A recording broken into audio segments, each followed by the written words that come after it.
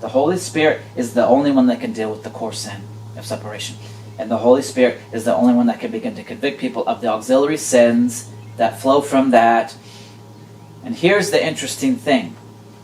Even when the core sin is beginning to be dealt with, the habitual auxiliary sins that have been ingrained in us through habit don't necessarily go away right away. But reconnection to God, reunification with God through the Spirit actually puts us in a place where the auxiliary sins can now be dealt with properly. If you try to deal with the auxiliary sins but the core sin isn't touched at all, it won't work.